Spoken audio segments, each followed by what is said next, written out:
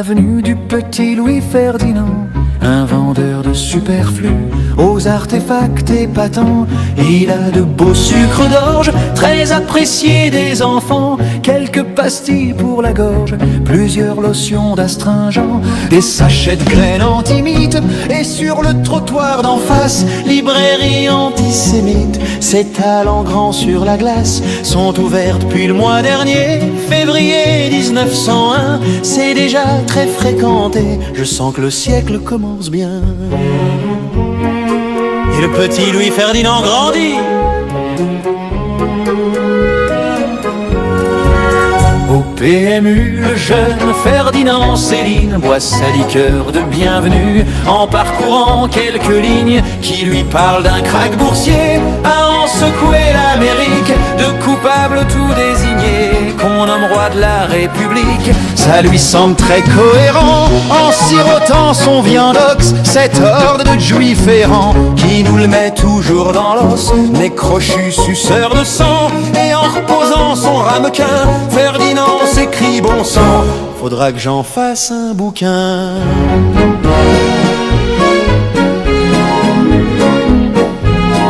Et Céline publie dans l'Action française tout ce qui est national est nôtre.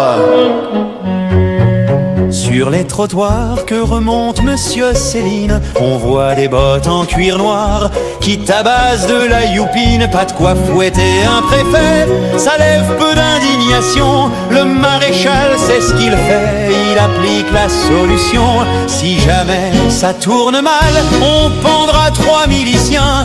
On dira que c'est un scandale, mais que les braves gens n'y peuvent rien. Quelques pâles résipiscences, et quand dans quelques années viendra le complot des blouses blanches, on sera reparti du bon pied.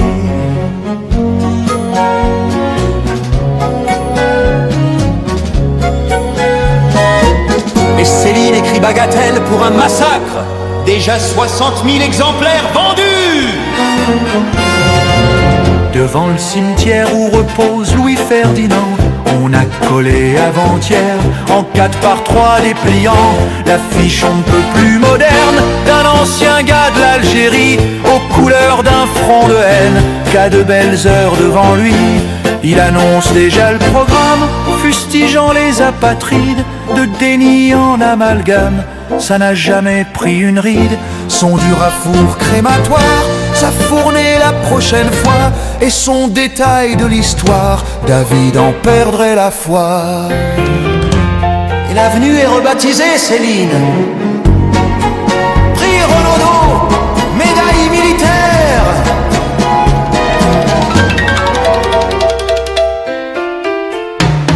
Et demain matin, dans cette même avenue Céline, il y a une manif de soutien couverte par 3 magazines au président maldivien qui a eu l'idée détonnante de bannir tout Israélien. C'est reparti comme en 40. S'il veut plus voir aux Maldives d'artisans du sang versé, qu'il pense à nous pour le Veldiv. Maintenant que l'idée est lancée, un président consensuel qui interdit accessoirement le vote aux homosexuels. Tonton Adolphe serait content.